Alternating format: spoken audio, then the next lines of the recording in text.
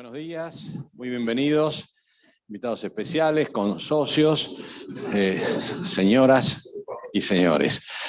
Comenzaremos, los invito a saludar a las banderas, la bandera argentina, la bandera de la Ciudad de Buenos Aires y la bandera rotaria.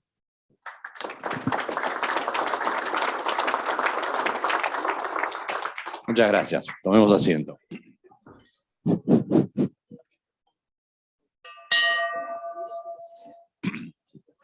Vamos a pedirle al doctor Sergio Crivelli, que en ausencia de nuestro secretario honorario nos presente el informe de secretaría. Sergio. Muchas gracias, Juan.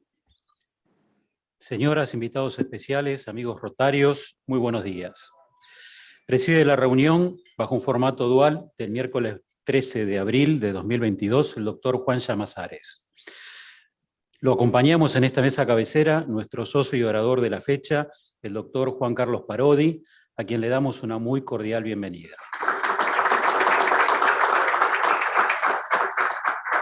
Nos hablará sobre la hidratación en la tercera edad. El orador será presentado y entrevistado por la periodista Clara Mariño, quien también coordinará las preguntas que se le formulen. Les recordamos a los consocios que podrán hacer llegar sus preguntas a través del WhatsApp del club 11 2464 9631. Acompañamos asimismo al señor presidente, sentados a la mesa cabecera, los consocios Adrián Desiderio, Jorge Ader, Jorge Lerman, Aldo Vizcaíno, Eduardo Casap, Silvio Tati y José Milei. Especialmente invitado nos acompaña el doctor Alejandro Contuli, director médico de Fresenius Medical Care. Nos acompañan también la señora Aide Martínez, invitada por el consocio Elías Hurtado Hoyo. El próximo miércoles 20 de abril, a las 13:30 horas, se llevará a cabo la asamblea extraordinaria en la cual se abordará el tratamiento de la reforma del estatuto y reglamento conforme a la propuesta del Comité de Estatuto. Avisos parroquiales. Estimados amigos, una vez más queremos agradecer el espíritu rotario de nuestro consocio Oscar Cooper, que ha vuelto a donar filtros potabilizadores de agua a la parroquia de San José del Boquerón para que sean distribuidos entre las familias que ya poseen cisternas colectoras de agua de lluvia. El año pasado, Oscar ya donó 60 filtros y en esta ocasión ha sumado 14 equipos más a su campaña contra el arsénico. Gracias a él, 75 familias podrán acceder a una mejor calidad de agua. Nuestras sinceras felicitaciones y reconocimiento por su continua colaboración por esta causa.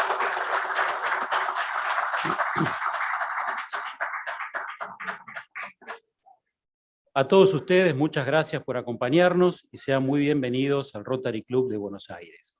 Y aprovecho también para desearles a todos unas muy felices Pascuas y felices Pesaj para aquellos que profesan la religión judía.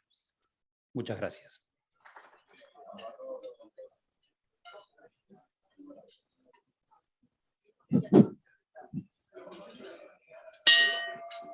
Bueno, antes de darle el micrófono a nuestro distinguidísimo orador del día de hoy y la presentación que hará Clara Mariño, estábamos recién conversando con Juan Carlos. Ayer en la Academia Nacional de Medicina se presentó un libro sobre los 14 médicos argentinos que cambiaron la medicina en el mundo.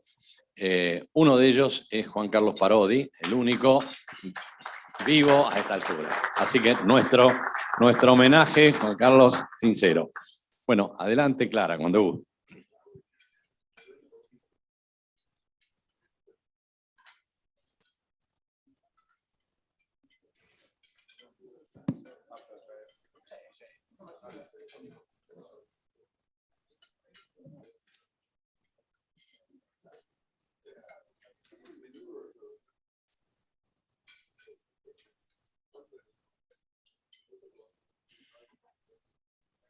Hola, buenas tardes. El orador de hoy, el doctor Juan Carlos Parodi, es profesor honorario de cirugía de la Universidad de Buenos Aires y de la Universidad de Michigan, y es jefe de la División de Cirugía Vascular del Hospital Trinidad de San Isidro.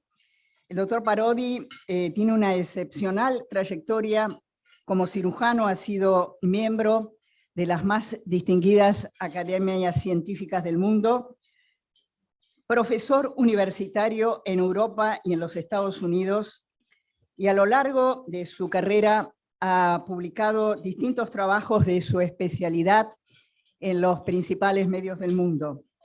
Juan Llamazares acaba de señalar de este libro que fue publicado por la Facultad de Medicina de la UBA, Los médicos que cambiaron el mundo. Hay un capítulo especial, como lo dijo el doctor Llamazares, dedicado al doctor Parodi, y de alguna manera comparte ese libro con los nombres del doctor Hussein, Milstein, Finocchieto y Favaloro. Doctor Juan Carlos Parodi, es un gusto escucharlo.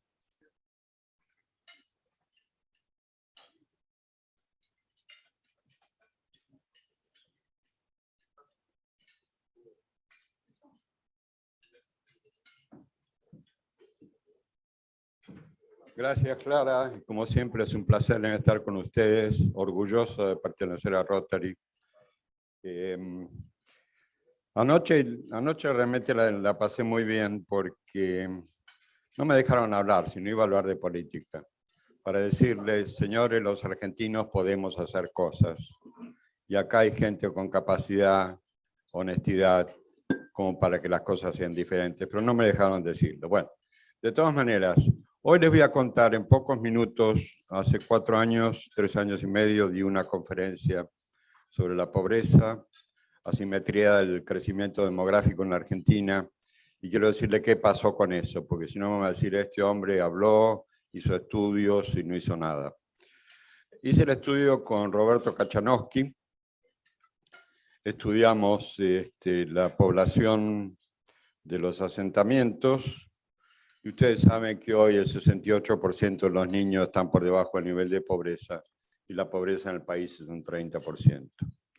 ¿Qué fue lo que hicimos? Estudiamos el crecimiento demográfico. Ustedes saben que para que se mantenga la pirámide de población en un país, hay que tener 2,3 hijos por pareja. ¿Por qué?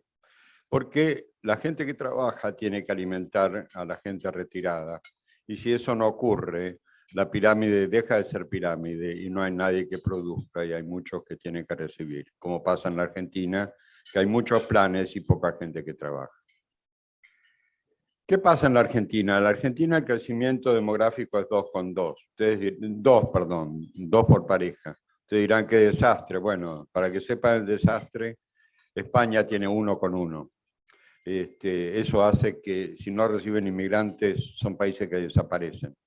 Además, toda Europa va a ser un califato, como ya lo advirtiera la gente que empezó a estudiar el crecimiento demográfico en Europa.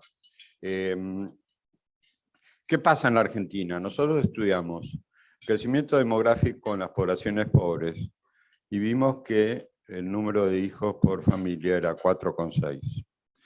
Si ustedes hacen un crecimiento, hacen una progresión geométrica, la gente tiene, sobre todo en los asentamientos, empiezan a tener hijos desde la adolescencia y en 3 generaciones se decuplica el número.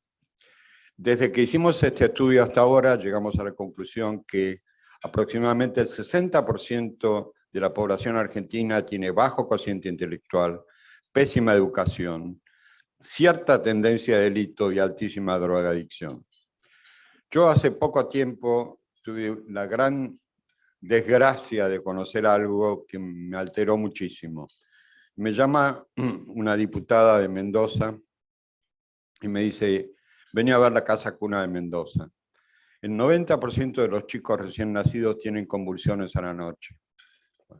¿Qué había pasado? La población es de las villas. Las embarazadas fumaban paco. Al cortarse el cordón umbilical, los recién nacidos se quedaban sin paco y tenían convulsiones por carencia. Pepe Milei estudió el efecto de paco y lo está estudiando y lo va a seguir estudiando y produce necrosis cortical. Ustedes fíjense, esos chicos, el 90% ya tienen necrosis cortical. Bueno, estudiamos qué pasa con los chicos en los asentamientos. La mayoría de las madres están desnutridas. Entonces nace el chico y el chico nace con cociente más bajo. La nutrición es inadecuada en forma evidente, no tienen estimulación precoz, la educación empieza en la casa y la mayoría de los padres son no escolarizados. La gran desgracia es que son maltratados, no queridos, y a los 10 años empiezan con el Paco. Ustedes van acá a la cava, hablan con los gendarmes, y a las 6 de la tarde salen las pirañas. ¿Qué son las pirañas? Son los chicos entre 8 y 12 años que salen en grupo. Salen a robar. Llegan en 2 horas con paquetes y los gendarmes dicen, ¿qué vas a hacer con esto? Lo voy a vender para fumar Paco. Bueno, ¿cuál es nuestro futuro? Nuestro futuro es el de Honduras. En pocos años no vamos a poder salir a la calle. Puede haber tanto delincuente, tanto drogadicto, que con esta progresión, que es una progresión matemática, no es una presunción, esto va a seguir cada vez peor. Bueno, ¿qué hice yo? Es decir, bueno, vos hiciste el diagnóstico. Primero y principal, fui sincero conmigo mismo. Cuando iba a las villas, yo los miraba a estos chicos, la última, 10 hijos, madre soltera, me sonreían, dientes marrones por falta de calcio, las 2 hijas mayores embarazadas. Y yo pensé, tengo que ser sincero conmigo mismo, ¿qué me hubiera pasado a mí si me hubiera criado acá o mis hijos o mis nietos? Yo sería el más agresivo de los motochorros, con un resentimiento que no me lo podría sacar de encima. Quiere decir que hay injusticia social, una injusticia social porque hay que darle iguales oportunidades a todos.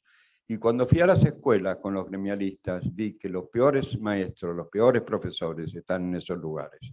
Es decir, donde más se necesita de educación tenían la peor educación. Bueno, ¿qué hice? Bueno, estuve con Carolina Stanley mucho tiempo. La convencí a Carolina Stanley que había que mandar una ley a la legislatura, que la hice con Badeni y otra gente, que le rindo un gran homenaje a quien fue mi gran amigo Badeni, amigo seguramente de todos ustedes. Nos aprobaron el proyecto de ley, llegué a Macri le encantó el proyecto de ley, llegó Durán Barba la vetó y dijo que era piantavotos, y eso se paró. Es decir, no pude hacer nada. Ahora lo estoy intentando otra vez, obviamente con peor suerte, y espero que el año que viene la cosa pase. Pero ¿es solucionable? Sí, es solucionable. Se puede hacer la ley de procreación responsable que nos va a mejorar. Bueno, con eso termino y les prometo que voy a seguir trabajando en eso. Quiero hablar de algo con ustedes que es de importancia para todos nosotros. Hace poco leí un libro que escribió el jefe de gerontología de la Universidad de Harvard, con la cual me une, fui profesor 2 veces y la mayoría de los jefes son amigos míos. Este hombre es el profesor de gerontología y escribió un libro que se llama ¿Cómo agregar años a la vida? Bueno, un libro complejísimo, con química, me llevó muchísimo leerlo, pero llego al último capítulo y el último capítulo me dice, ¿qué hago yo? Le digo, caramba, si hubiera leído este capítulo no leo el resto. Bueno, es decir, hay muchas cosas que podemos hacer. Una cosa muy importante es el metabolismo del agua. El agua cubre el 71% de la superficie del planeta y el agua nació con el planeta, pero no es toda del planeta. Ahí descubrí que con el estudio del deuterio, que es un isótopo del hidrógeno que tiene un protón y un neutrón, el 30% del agua de nuestro planeta vino en meteoritos de hielo. Y ahí quizá haya venido algo de vida, quién lo sabe. ¿Qué pasa con el agua? En el agua nació la vida, nosotros somos mayoría agua. Cuando nace un chico, el 80% tienen de esa agua. A medida que pasan los años, baja el tenor de agua y nosotros llegamos a 55-60. ¿Dónde está esta agua? El 50% del agua está dentro de las células. El 15% está afuera de las células, repartido en el intersticio y en las células. Y cuando uno habla de circulación, tiene que hablar de continente y contenido. El continente es el corazón, los grandes vasos, las arterias, arteriolas, capilares. Capilares son membranas semipermeables donde se hace el intercambio entre sustancias y gases. Vénulas, venas y después aurícula derecha. ¿Qué pasa con el agua? El agua no es estática. Nosotros necesitamos agua todos los días. ¿Dónde se pierde el agua? El agua se pierde 800 centímetros cúbicos, aunque ustedes no hagan nada, por la respiración y perspiración, ya pierden 800 centímetros cúbicos. En materias fecales se pierden aproximadamente 300 centímetros cúbicos y el resto en diuresis, que puede variar según la concentración de la misma. Pero tenemos un mínimo de 2.200, 2.300 que reponer todos los días. Yo le pedí a mi gran amigo Aldo Barsanti, que es un clínico muy minucioso, que me estudiara 100 pacientes consecutivos de más de 65 años y me dijeran cuánta agua ingería esta gente. Bueno, llegó a la conclusión que el 98% tomaba menos de 1,5 litros. Las anécdotas nos van conduciendo a estudios y eso fue lo que me pasó a mí. Me llegó una señora de 87 años que tenía la aorta tapada y calcificada, que caminaba 8 pasos y le dolía, y comía y le dolía y había bajado de peso. Estaba desdentada, no comía carne y la albúmina era menos de 2 gramos por decilitro. ¿Qué pasaba con esta mujer? Bueno, evidentemente tenía tapada la aorta. No se pudo destapar la aorta, pero empezamos a hablar y le digo, ¿cuánto toma de agua usted por día? Y un vaso y medio. Bueno, lo único que hicimos con esta mujer es le dimos 5% de albúmina endovenosa y le dimos 2 litros de agua. A los 4 días, esta buena señora caminaba y comía, y eso lleva más de 1 año. A los pocos días me llama el director del sanatorio y me dice, mira, acá tengo un señor con un problema arterial de miembros inferiores, operado 7 veces, todas veces tapada, tiene el pie blanco, por favor amputalo. Mi ayudante, que a través de los años fue ganando sagacidad, le dice, ¿cuánta agua toma usted? Y este hombre tomaba medio vaso por día, era un hombre grande. Bueno, lo único que hizo fue darle clara de huevo y agua. Y ese señor a los pocos meses nos mandó una foto desde Mendoza, en la cima de una montaña con una botella de agua. Digo, esto es tan fácil. Evidentemente necesitamos significación estadística para decir las cosas. Estudiamos 132 pacientes con claudicación intermitente. ¿Qué es esto? Los miradores de vidriera. Nosotros, el 25% de la gente de más de 60 tiene enfermedad arterial de los miembros inferiores. Cuando el continente disminuye y el contenido disminuye, empiezan con dolor. Bueno, vimos que todos estos pacientes estaban deshidratados. ¿Qué hicimos? Estudiamos tenor de albúmina, le hicimos un treadmill, a ver cuánto caminaban sin dolor, le medimos la presión tobillo-brazo, le medimos el espesor de los cartílagos y el flujo cerebral. Y a todos estos pacientes le hicimos un tratamiento bien barato, bien sencillo, que es darle 3 claras de huevo por día y 2 litros de agua, medidos por una enfermera que contratamos para que lo controlara. Bueno, ¿qué pasó con estos pacientes? Y esto salió publicado en una revista americana que es una de las más leídas. Todos los pacientes, menos 2 que no siguieron la regla, se recuperaron, todos. Le medimos la función cerebral. Y las familias nos decían, ¿qué le hicieron al viejito? Parece mucho más vivo que antes y tiene más memoria. Bueno, medimos el flujo cerebral en la cerebral media y promedio aumentó 30 veces. Muchos pacientes tenían, muchos no, 5 pacientes tenían angina de pecho estable. Se le fue la angina de pecho estable. Muchos pacientes nos dijeron, ¿qué me hiciste en los huesos? No me duelen más. Bueno, le medimos el espesor del cartílago y al hidratarlo aumentaba un 30%. Y lo mejor de todo es que los hacíamos caminar y la significación del cambio era bien evidente. Podían caminar mucho más y el índice tobillo-brazo y el flujo adentro de la arteria había aumentado. Es decir, no habíamos cambiado la arteria, no le habíamos puesto stents, no le habíamos hecho angioplastia, simplemente tomaban agua, comían albúmina y todos mejoraron.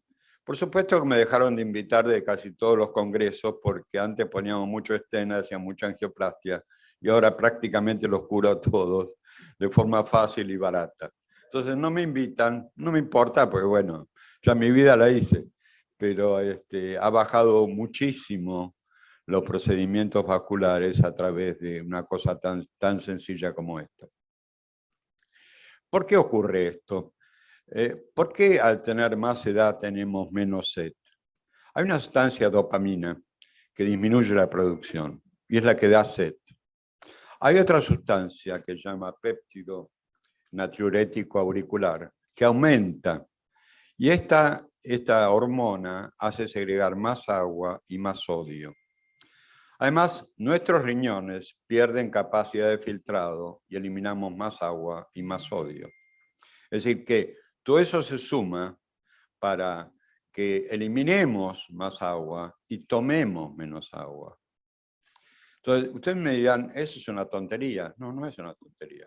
Si ustedes hacen el cálculo de cuánto toman por día, van a ver que muchos ni cumplen eso. Ahora, yo les aconsejo, háganme caso, porque el cambio es evidente. El cambio es evidente porque yo lo objetivé, es decir, no es algo subjetivo, sino que es algo que uno conoce a través del estudio que hizo. Entonces, si es tan fácil el asunto, sí, por supuesto. Ahora, no es tan sencillo el agua, bueno, el agua y la proteína, eso es lo fundamental. ¿Por qué la proteína? Pues la albúmina es una molécula muy chiquita de proteína que hace que el agua quede adentro de los vasos. Porque si baja la presión oncótica, que se llama la concentración de albúmina, el agua pasa al intersticio, produce edema y hay menos sangre circulando. Entonces, para que la sangre circule a buen volumen, que aumenta 30% la fracción de eyección, hidratándolo bien, le tiene que dar albúmina y agua, y la albúmina tiene que estar a más de 3,5. Me empecé a ocupar un poco por lo cognitivo. Y lo cognitivo, le hicimos test cognitivos y flujo cerebral. Tuvimos pacientes con estenosis y oclusión de las dos carótidas, con retinopatía isquémica, y que prácticamente no se podían comunicar. Ese paciente hoy en día ve perfectamente, lee el diario y habla fluidamente con su familia. Es decir, que tengan en cuenta que no toda la circulación se arregla con stents y con angioplastia. Se arregla con el contenido, que es deficiente en la mayoría de nosotros. Ahora, háganme todas las preguntas que quieran.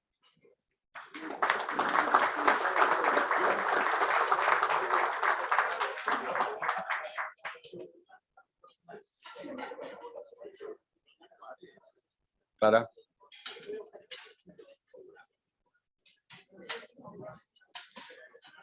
Una última palabra, perdón, que me olvidé, que es muy importante. El sodio y el potasio. El sodio, yo me acuerdo que cuando mi padre era mayor, mis hermanos me llaman y dicen, papá, hay que llevarlo a un psiquiatra, está muy deprimido. Yo, ¿le mediste el sodio? No, le medimos el sodio 125. Dale un poco de jamón cocido y de jamón crudo y se le fue la depresión. Bueno, adelante. Es decir, el sodio, como le decía, la hormona natriurética aumenta, se elimina más sodio. Ojo con el sodio, que hay que tomar una cucharadita de postre entera de cloruro de sodio por día, que eso es fundamental. Dale. Doctor Parodi, muchísimas gracias. Acá tengo una pregunta que o tengo que cambiar de anteojos o es una letra de médico, así que el que me la hizo llegar, si me la puede aclarar para que yo la pueda hacer. Aconseja teóricamente el ingreso de dos, no le entiendo la letra, el que escribió.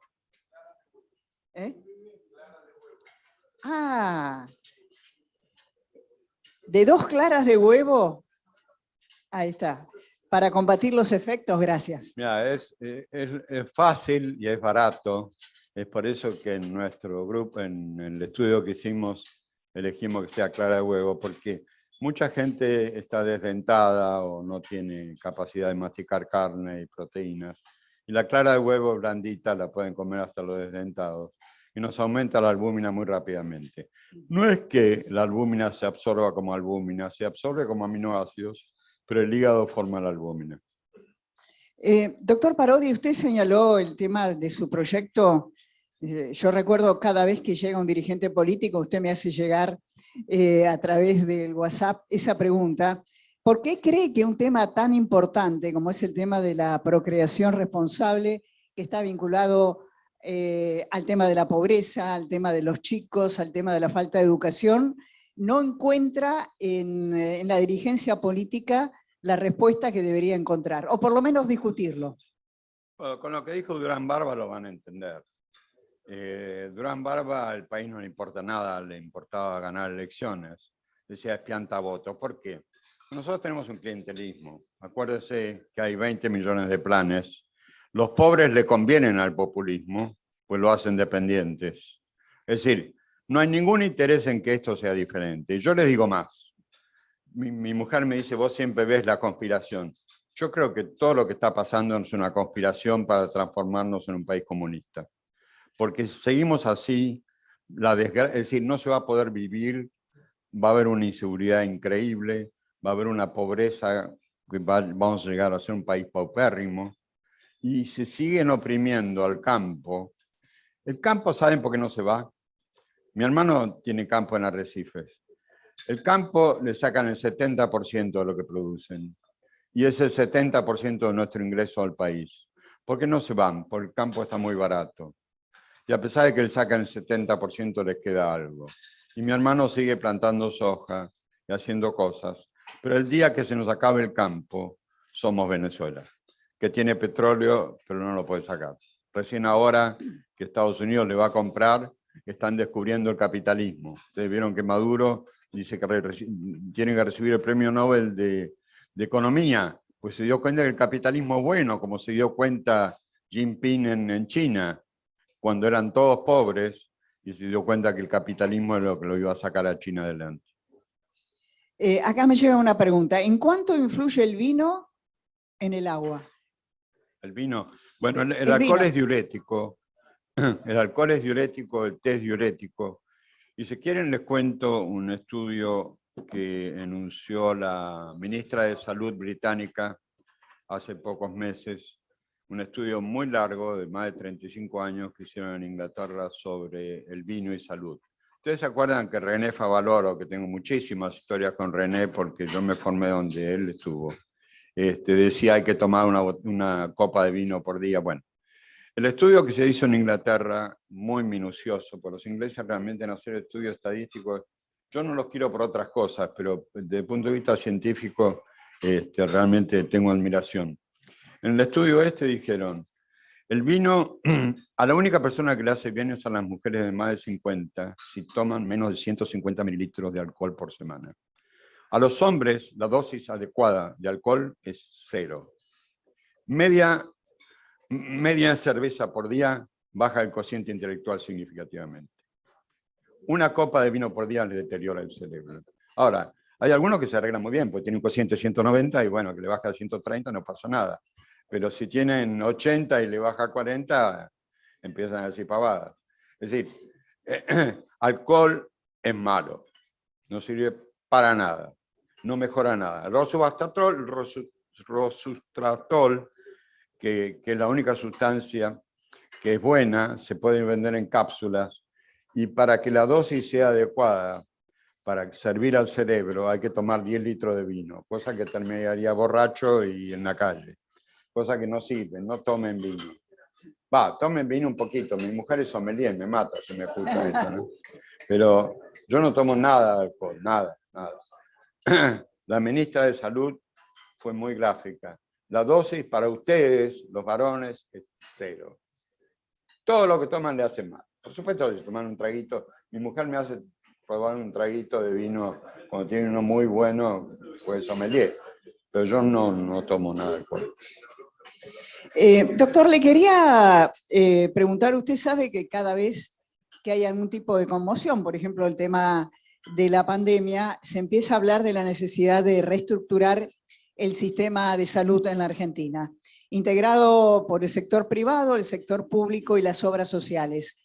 Usted, con su experiencia en la Argentina y en el mundo, ¿cuál es su opinión o su posición sobre el sistema de salud en la Argentina? Y en todo caso, ¿qué reformas usted propondría? Bueno, yo soy amigo de Belis y Belis me decía, cada vez que cargo algo, saco algo negativo. Si yo les hablo de la salud de la Argentina, los voy a amargar, no sé si hablarle mucho. La salud pública argentina estatal es una corrupción mayúscula. Hoy le contaba a algunos amigos que yo un día recibí 3 balazos en un coche blindado, me lo habían blindado por mi actividad, 3 balazos de 9 milímetros. Porque cuando Armendáriz hizo cargo de la gobernación quería que fuera ministro y yo le dije no. Porque vinieron 3 tipos a decirme vas a ganar $5.000 por mes. Digo, yo gano mucho más que eso. No, Parodi, eso es nominal. Vas a ganar muchísimo más. Ah, vos sos coimero, los eché. Y le dije a Armendáriz, está lleno de coimeros. No me metí en política. Pero acepté ir un día por semana a La Plata a hacer las licitaciones. Todas las licitaciones me vinieron a ofrecer coima. Entonces yo le decía, mira, te ofrecemos 15% del Hospital Belgrano para la trifacilina. Digo, no, 15% no, quiero 18%. Y quiero que pongas tu nombre, que me lo anotes y me pongas el sello de la compañía. Bueno, al mes tenía una pila así de cosas. Lo llamé al Armendáriz y digo, quiero que invites a los CEO de todas estas compañías y a los visitadores médicos. Entonces digo, toda esta gente me ofreció coima, y los que no me ofrecieron coima, cuando fui a que entregaran los productos, entregaban el 70% y coimeaban al farmacéutico. Toda esta gente son coimeros. Y yo le pido que manden a la legislatura un proyecto por el cual los inhiba por 5 años de participar en licitaciones públicas. Y a estos visitadores médicos que le prohíban la entrada. Bueno, no paré. Conseguí abaratar más de 40% todos los productos. Pero ¿qué pasó? Me empezaron a amenazar.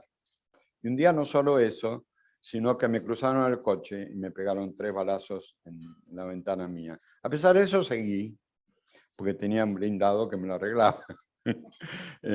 Ahora, el que me sucedió a mí no hizo lo mismo que hice yo. Empezó a coimear y siguió como es ahora. Medicina privada. Medicina privada, los prepagos, los dueños de prepago son ricos. A los médicos le pagan muy poco. Ellos tienen mansiones en Europa, tienen helicópteros. A los médicos nos pagan, yo no trabajo más, pero 250 pesos por consulta, 7.000 pesos por una cirugía. Es decir, todos le cobran al paciente, si no, no pueden sobrevivir. Obras sociales. Las obras sociales que le entregaron los militares a los gremios están absolutamente corruptas, absolutamente corruptas. Yo lo operé a Cavalieri, después de operarlo me dijo, yo te mando todo SECAC al Instituto Cardiovascular, no leo las facturas, pero me tenés que dar el 30% de lo que pago. Por supuesto lo saqué volando. Martínez de la UOCRA, me llaman a la UOCRA a ver un paciente, paso a verlo al director, y en una oficina veo a alguien que yo había echado por coimero en el Instituto Cardiovascular. Digo, ¿quién es este tipo? Le hace las facturas truchas a Martínez, porque todos los meses viene y se lleva 5 millones de pesos. Todos son coimeros. La atención es pésima. La atención es pésima. La única gente que se salva en la Argentina es la que tiene acceso, o amigos, o familiares, o que tiene posibilidades de pagar. Pero la medicina en un hospital público, donde estuve yo, que era un hospital escuela en el Castex, todas las cátedras de la Universidad de Buenos Aires, es calamitoso, es un desastre. Estamos realmente en una crisis de sanidad terrible. La vez pasada viene un señor de mucho dinero y me dice, mira, me tengo que operar coronaria. ¿Dónde te vas a operar? En tal lado. Mira, no te operes ahí porque te va a ir mal. Escuchame, yo estoy pagando Minta hace muchos años. Está bien, anda a operarte. Por supuesto se murió. Digo, te lo mereces, le dije a la mujer, te lo mereces porque tenía plata y no pagó a alguien que supiera. Pero hoy en día, si quieren buena medicina, o tienen un familiar o un amigo o páguenle, porque el resto es un desastre, desastre. Yo tengo mi equipo que le doy toda la plata, cobrando todos los prepagos, obras sociales. Los tengo que subvencionar yo con los pacientes privados que tengo, pues no llegan a fin de mes. Es decir, pésima, pésima. El equipamiento malo. Doctor, es una mirada muy sin esperanza, ¿no? Usted, ¿hay algún camino por donde comenzar y empezar a cambiar esto? Mirá, ¿Por dónde empezamos? Yo lo que hice, después de haber conocido la Yugoslavia de Tito, que me pareció el único comunismo que tenía ciertas virtudes, estudié autogestión. Y en el hospital donde yo estaba, en el Castex, digo, vamos a hacer una cosa. Vamos a hacer autogestión. El hospital se va a autogestionar. Los mismos empleados eligen a los directores, que van a ser los más hábiles como para llevar un hospital adelante. Vamos a facturar a las obras sociales y a los prepagos que vengan. Los accidentes de tránsito, tenemos abogados que hacen juicios, los accidentes de trabajo, abogados. Bueno, en 6 meses se quintuplicó el ingreso. Se acabaron los gremialistas. No queremos más empleados. Nosotros somos suficientes, porque estaba sobrepoblado. Vino Armendáriz y me dice, Parodi, lo que estás haciendo es ilegal porque tenés una compañía privada detectando coberturas. Entonces le digo, ¿sabes lo que puedes hacer? Bueno, no te digo lo que le dije, ¿no? Pero la autogestión es algo que después se hizo en el San Fernando, se hizo en el Hospital de Clínicas. Y yo creo que es algo que haría con Aerolíneas Argentinas. Le digo, ustedes, todos que están tan contentos con Miró y qué sé yo, autogestionen. Vivan de lo que producen. Se acabó. Es decir, la autogestión es una de las maneras. De todas maneras, el país tiene que cambiar en esencia, tiene que cambiar su cultura. Tenemos que cambiar obviamente a nuestros políticos. Yo soy, perdónenme, soy muy amigo de Javier Milei. Lo quiero mucho, él me quiere mucho a mí. Conozco mucha gente en el PRO también muy, muy decente. Pero acá sí, no hay principio de autoridad, no hay reglas, esta sociedad está muerta. Le hago la última pregunta un poco vinculado a lo que usted acaba de señalar, y es en el tema de educación. La pregunta sería, ¿cómo evalúa usted la formación de los jóvenes médicos hoy en la Argentina? Bueno, el 16% no termina el secundario, ni entiende matemáticas básicas, ni textos simples, el 16%. Cuando ustedes convocan gente para empleos, el 0% cubre los requerimientos. Tenemos una sociedad que no solo se ha empobrecido, sino que la calidad educacional que fue en una época, para nosotros fue la bendición cuando fuimos el primer país que acabó con el analfabetismo y tuvimos una educación pública que realmente yo la viví, que era de primera, todo cayó. Todo cayó con Baradel, que no permite que le hagan educación continuada y juzguen la capacidad de los maestros. No hay más aplazos. Todo empezó con el agosto del 68 en París, donde estuvo mi hermano y me dijo, acá se acabaron los valores, son todos iguales, todo no se puede juzgar. Viva la droga, viva el amor y viva la anarquía, y eso estamos viviendo.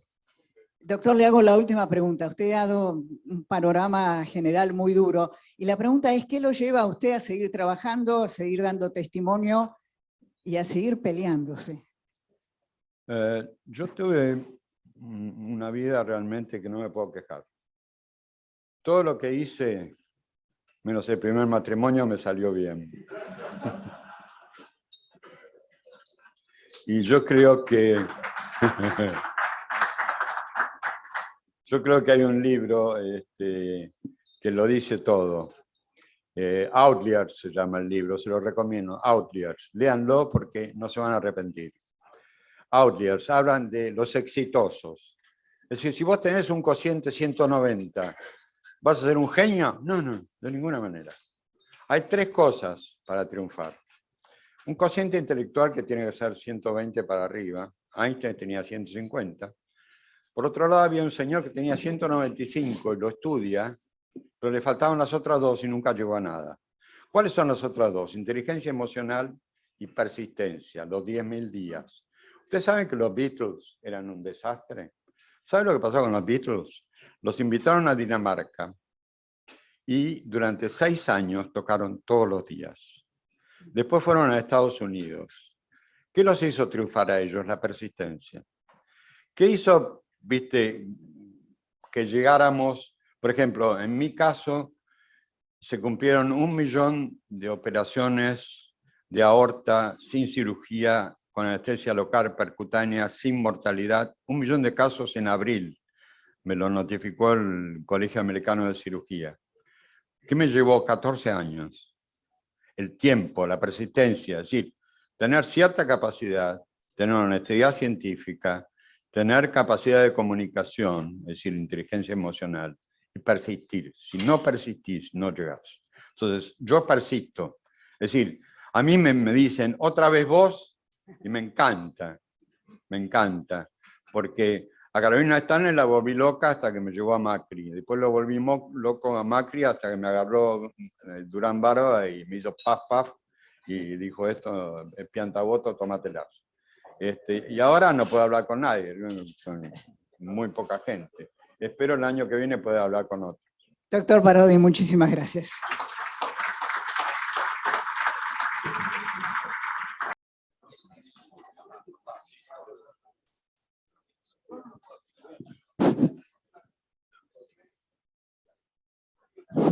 Bueno, excusas porque nos hemos excedido de nuestro horario habitual.